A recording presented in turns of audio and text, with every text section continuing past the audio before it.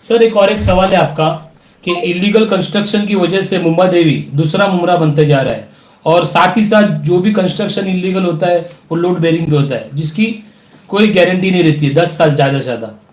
ये तो इसके बारे में आप क्या रोशनी डालना ये चाहेंगे? वाकई बहुत ही अफसोस की तो बात इसमें है। गलती किसकी है? जो खरीदता है उन लोग, हाँ, साथ में उन लोग की भी है ना। देखिए एक आदमी मजबूर होता है, हम्म। वो अगर उसको घी वाली रोटी नहीं मिलेगी तो सूखी रोटी खा लेगा।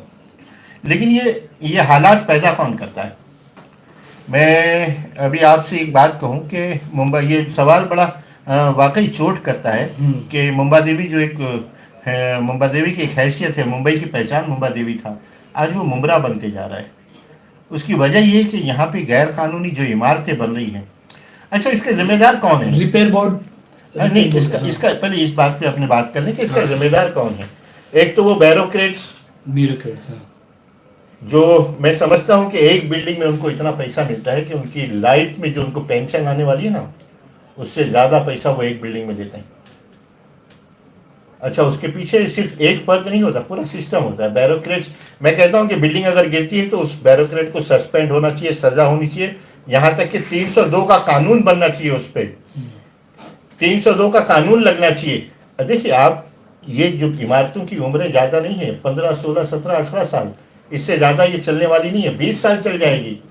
तो कौन है इसका मतलब? 10 माले की बिल्डिंग। हाँ, आप 9 माले 10। उनका फाउंडेशन आप देखें तो हैरत करेंगे कि देहातों में जो एक मंजिला इमारत बनती है उसका फाउंडेशन अच्छा लगता है, लेकिन पार्किंग नहीं, ये तो रास्ते में चलने की ये तो जगह नहीं है, एकदम एनक्रोचमेंट। गैर नगरी। इसमें शामिल कौन होता है?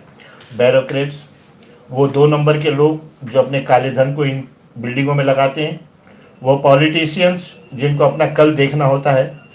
आज एक मुंबई नगर सेवक का चुनाव लड़ना भी, मतलब आप सोचो, एक मामूली चीज़ है कि एक गरीब आदमी लड़ नहीं सकता। कानून इतना, जिस तरीके से गरीब आदमी सुप्रीम कोर्ट नहीं जा सकता, उस तरीके से गरीब आदमी मुंबई महानगर पालिका का चुनाव नहीं लड़ सकता। जो पैसा वो लगाता है उसको ये इसी काले धन से वो वापस लेता है। इसमें सिस्टम पूरा करप्ट है, सारे बेईमान। यहाँ तक होता है कि जब वो सौदेबाजी चलती है ना, तो वो ऑफिसर्स बोलता है कि मैं आपको ये नोटिस दूंगा, वो बनाने वाला बोलता है हाँ मुझको ये नोटिस देना। लीगल पूरा उनका सिस्टम करप्ट है। हमने एक मरतबा बात की थी कमिश्नर से कि ये जो सिस्टम है वो काफ़ी नहीं है, मतलब इस गैर कानूनी इमारतों को रोकने के लिए। तो जवाब ये आया कि नहीं, हमारा कानून जो है वो सक्षम है। सर ये रिपेयर बोर्ड के काम ईमानदारी कब दिखाई देगी, और 33(7) क्या है मैं बताता हूँ इसमें? देखिए, रिपेयर बोर्ड का तो हम लोग बात करते हैं, हमारे जब लीडर्स हाउस में बोलते हैं कि 100 करोड़ रुपए मुंबई रिपेयर बोर्ड का फंड है, उसको 200 करोड़ होना चाहिए। सिर्फ वो अपनी फॉर्मेलिटी करते हैं।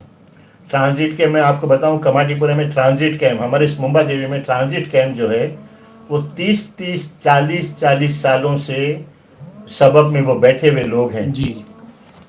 आज अफसोस की बात है कि मतलब वो लोग जो मतलब 30-30, 40, आज मैं 2 चीज़ें आपसे कहता हूँ कि 2 चीज़ों में करप्शन नहीं होना चाहिए। आप करिए ना, धड़ल्ले से हो रही हर चीज़। आज भी 1 मिनट आपको डिस्टर्ब। हेलो, एक कॉलर है उनका। हाँ हेलो, स्वागत है आपका डीएक्स लाइव में। मैं मुंबा देवी से बात कर रहा हूँ। हाँ, मुंबा देवी से। क्या नाम है आपका? हाँ सर, मेरा नाम तालिब कुरैशी है सर। क्या क्या सवाल है सर आपका? सर मेरा सवाल ये है कि ये मुंबा देवी में ये इतनी इलीगल बिल्डिंग बन रही है, हाँ, और यहाँ पे पार्किंग के लिए जगह नहीं मिलती है कि पब्लिक को, और एम्बुलेंस के आने जाने के लिए जगह नहीं मिलती है, तो ये इसका कौन जिम्मेदार है सर? सर इसके जिम्मेदार हम भी हैं, आवाम भी है। यहाँ के जिम्मेदार है क्या? हाँ सुनिए ना, इसके जिम्मेदार हम भी हैं। वो अफसरान, वो ऑफिसर्स, वो बैरोक्रेट्स, वो 2 नंबर के काम करने वाले जितने जिम्मेदार हैं, हमारी खामोशी भी उतनी ही जिम्मेदार है। किसी मसले पर जब हम बोलने लगेंगे ना तो इनमें मजाल नहीं है। आप देखिए, बिल्डिंगों का हाल ये है कि एक सीनियर सिटीजन को अगर इलाज के लिए ले जाना पड़े इमरजेंसी में, तो गाड़ियाँ मोहल्लों में आती नहीं। आप देखेंगे मोहल्ले, पूरे के पूरे मोहल्ले जो है ना, वो मोटरसाइकिल का शोरूम बन चुके हैं। सब खामोश बैठे हुए हैं, कोई बोलने वाला नहीं। कौन बोलेगा? पार्किंग की जगह पे भी बिल्कुल पार्किंग, वो सारा सिस्टम एकदम अंधेर नगरी में। बताता हूँ, मुंबा देवी, मलबार हिल, आप 2 चीजों को समझिए जी। मलबार हिल में बिल्डर रिफ्यूज फ्लोर भी छोड़ता है, पार्किंग भी छोड़ता है, वो इसलिए छोड़ता है कि वहाँ की आवाम जागरूक है। मुंबा देवी में जो इमारतें बनती है 33/7 में, ये इलीगल कंस्ट्रक्शन रोका है जल्द से जल्द। जो 33/7 की इमारतें बनती हैं उसमें रिफ्यूज बिल्डर बेच देते हैं, पार्किंग बेच देते हैं, कोई कुछ बोलने वाला नहीं, कोई लड़ने वाला नहीं। ऑफिसर्स ने एकदम आप पे पट्टी बांध रखी है, क्योंकि उसको मालूम है कि मैं एक बिल्डिंग में इतना पैसा कमाऊंगा जितना मुझको पेंशन मिलेगा। सर अच्छा, एक चीज मैं इसमें ये पूरी करना चाहता हूँ कि देखिए, रिपेयर बोर्ड की जो बात आपने की, रिपेयर बोर्ड का जो डिपार्टमेंट है पूरा करप्ट है। कॉन्ट्रैक्टर मतलब एक छत जो होती है ना इंसान की जिंदगी का वो हासिल होता है, कम से कम उसकी छत इतनी मजबूत होनी चाहिए कि वो रात को सुकून से सो सके। होता क्या है कि आपने एमएलए ने फंड दिया 5 लाख रुपया, मैं चैलेंज के साथ बोलता हूं कि एमएलए ने किसी एक बिल्डिंग का मुआयना नहीं किया होगा कि वो 5 लाख रुपया मेरा सही इस्तेमाल हुआ कि नहीं हुआ, या बिल्डिंग में एक्सेस पड़ा हुआ पैसा। मैं अपनी बिल्डिंग की बात करता हूँ 9 टैंक स्ट्रीट की, लॉकडाउन के ज़माने में जिस ज़माने में सारी चीज़ें बनी हुई थी, बंद थी, उन लोगों ने वो जो प्रॉपिंग जो होती ना उसका 62,000 रुपया चार्ज लगाया। हम उस पर नहीं, वो उसका मतलब 20 लाख रुपया बिल्डिंग के पास है, 5 लाख रुपया उसने प्रॉपिंग पे अपना पैसा ले लिया। हर साल 60-60 हजार रुपया करके इन लोगों ने पास कर दिया। एई और जेई जितने भी है सब कोई साइट पे आता नहीं। कॉन्ट्रैक्टर ने बिल दिया कि एई साइट पे आते ही नहीं, उनका तो पैसा बना हुआ है, वो अपने टका लिए और पैसा दिए और काम हो गया, उनका पूरा सिस्टम बना हुआ है। क्यों हमारे पॉलिटिशियन चुप हैं, खामोश हैं, वो बोलते नहीं। सर एक कॉलर जुड़ना चाह रहे हैं। हेलो, स्वागत है डीएक्स लाइव में। हेलो, बोलिए सर। हाँ जी अस्सलाम वालेकुम। वालेकुम सलाम। सबसे पहले तो मैं डोंगरी एक्सप्रेस का बहुत बहुत शुक्रिया अदा करता हूँ कि आप लोग जो लाइव प्रोग्राम रख रहे हैं जी, जिससे हमारे जैसे लोगों को बहुत सारी नॉलेज मिल रही है, मालूमात मिल रही है। और आज आपने जैद खान भाई को बुलाया, ये बहुत बड़ी शख्सियत है माशाल्लाह, और कौम का ये बहुत सारा काम करते हैं माशाल्लाह। कुछ मेरे सवाल थे उनसे, क्या मेरी इनसे बात हो सकती है? जी जी जी, सुन रहे, आप सुन रहे। जी जैद भाई अस्सलाम वालेकुम। वालेकुम अस्सलाम। कैसे हो जैद भाई, खैरियत से? अल्लाह का शुक्र है, आप कैसे हैं? अल्लाह का एहसान है अल्हम्दुलिल्लाह। जैद भाई मेरे कुछ सवाल ये थे जी, जैसे हमारे एरिया में मैं तो काफी साल से आपको मतलब 15-20 साल से देख रहा हूँ पॉलिटिक्स में, माशाल्लाह आपका अच्छा नाम रहा है। जी जी, अच्छा काम भी रहा है एरिया की सुधार में। कॉर्पोरेटर्स, एमएलए सबके साथ में आप रह चुके हो, उठे हो, बैठे हो। तो ये जो हमारा डोंगरी एरिया है, इसके अंदर बहुत सारे इलीगल कंस्ट्रक्शंस है, इलीगल काम है। डोंगरी आज मेरे हिसाब से डोंगरी जो एरिया स्पेशली मुंबई 9, मुंबई 3, मुंबई 8, ये दिन ब दिन पीछे की तरफ जा रहा है।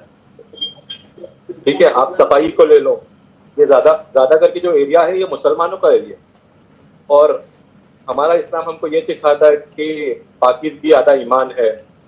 हमारे हर तीसरे कदम पे एक मस्जिद है, एक मदरसा है, एक दरगाह है। तो हमारे एरिया में इतनी गंदगी की वजह क्या है?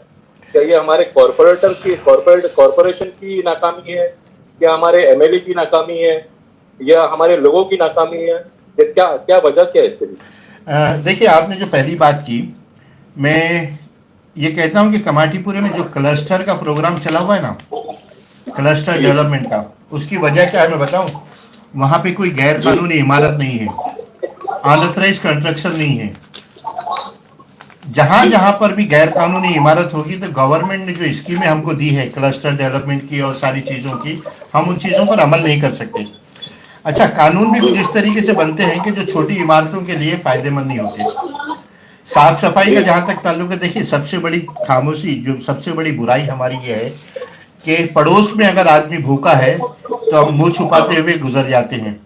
पड़ोस में अगर कोई बुराई हो रही है तो हम बोलते नहीं, इस डर खौफ से कि खुदा न खास्ता कल ये लड़ाई झगड़ा करेगा। आप यार, आप मुसलमान हो, कम से कम बुराई के खिलाफ आप कुछ बोलो तो सही। आज देखिए, एमएलए है, नगर सेवक है, आज हम लोगों ने उनका इस्तेमाल कहाँ किया है? शादी में आ जाइए, खतने में आइए, मैयत में आ जाइए। इसके अलावा हमारे एमएलए और उनको मालूम है कि इनकी यही खुराक है, इनको ये नहीं मालूम है कि रोड किस तरीके से होनी चाहिए, साफ सफाई किस तरीके से होनी चाहिए, गैर कानूनी चीज़ों को हम किस तरीके से रोक सकते हैं। नहीं, अभी देखिए, मैं अफसोस इस बात का होता है कि असेंबली में एमएलए साहब बोलते हैं कि 50,000 ट्रांजिट कैंप बनने चाहिए।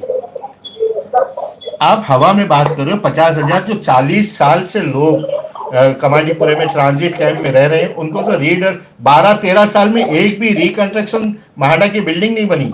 अफसोस की बात यह है। और आप कहते हो कि 50,000 ट्रांजिट कैंप बनने चाहिए।